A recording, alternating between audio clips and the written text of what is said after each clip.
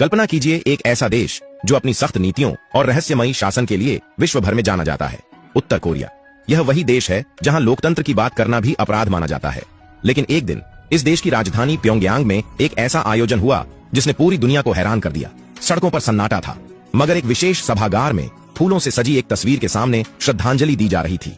यह तस्वीर थी भारत रत्न, संविधान निर्माता, समानता और मानवता के महान योद्धा डॉक्टर भीमराव अंबेडकर की। और सबसे चौंकाने वाली बात, इस समारोह में स्वयं उत्तर कोरिया के सर्वोच्च नेता किम जोंग उन उपस्थित थे। जय भीम दोस्तों। तो चलिए शुरू करते हैं। यह घटना इतिहास के पन्नों में स्वर्णिम अक्षरों में दर्ज हो चुकी है। उत्तर कोरिया जैसे देश में जहां विदेशी नेताओं को शायद ही कभी याद किया जाता है, बाबा साहेब अंबेडकर को इस तरह सम्मानित करना उनके वैश्विक योगदान का जीवंत प्रमाण है। यह केवल एक श्रद्धांजलि नहीं थी, बल्कि दुनिया के सबसे बंद देश की ओर से समानता, स्वतंत्रता और बंधुत्व के मूल्यों को नमन था। किम जोंग उन ने इस अवसर पर एक संक्षिप्त लेकिन प्रभावशाली भाषण दिया। उन्होंने कहा, डॉक्टर भीमराव अंबेडकर केवल भारत के नहीं बल्कि पूरी मानवता के प्रेरणा स्रोत थे। उन्होंने सदियों पुराने अन्याय को चुनौती दी और एक ऐसा मार्ग दिखाया जो हर इंसान को सम्मान और गरिमा के साथ जीने का अधिकार देता है। आज हम उत्तर कोरिया में उनके आदर्शों को सलाम करते हैं। इस समारोह की तैयारियां कई हफ्तों पहले शुरू हो गई थी। उत्तर कोरिया की सरकार ने भारतीय दूतावास से संपर्क कर बाबा साहेब के जीवन और उनके संघर्षों पर आधारित सामग्री मंगवाई।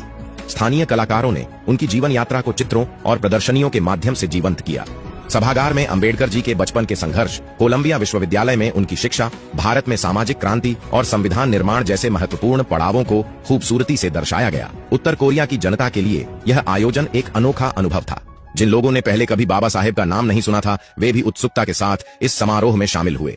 स्कूलों और विश्वविद्यालयों में विशेष व्याख्यान आयोजित किए गए, जहां छात्रों को बताया गया कि कैसे अंबेडकर जी ने न केवल भारत बल्कि पूरे विश्व के लिए समानता और मानवाधिकारों की मिसाल कायम की। इस आयोजन ने पूरी दुनिया को आश्चर्यचकित कर दिया। भारत में इसे गर्व के क्षण के रूप में देखा गया। भारतीय मीडिया ने इसकी व्यापक कवरेज की और अंतर्राष्ट्रीय मंचों पर भी इस कदम की सराहना हुई। कई विश्लेषकों ने इसे उत्तर कोरिया के लिए एक संदेश के रूप में देखा, सामाजिक समानता और मानवाधिकारों की दिशा में एक नई सोच का संकेत। सोशल मीडिया पर वन अम्बेडकर इन नॉर्थ कोरिया ट्रेंड करने लगा। दुनिया भर में अंबेडकर के अनुयायियों ने इस खबर को शेयर कर उनकी वैश्विक स्वीकार्यता पर खुशी जताई। बाबा साहेब का यह संदेश, मैं ऐसे धर्म को मानता हूँ जो स्वतंत्रता, समानता और भाईचारा सिखाता है, उत्तर कोरिया की दीवारों तक गूंज उठा। समारोह के समापन पर किम जोंग उन ने एक और महत्वपूर्ण घोषणा की। उन्होंने कहा कि उत्तर कोरिया के प्रमुख विश्वविद्यालयों में डॉक्टर अंबेडकर के जीवन और विचारों पर शोध कार्यक्रम शुरू किए जाएंगे, ताकि वहां के छात्र समानता, न्याय और मानवाधिकारों के वैश्विक आदर्शों को समझ सकें।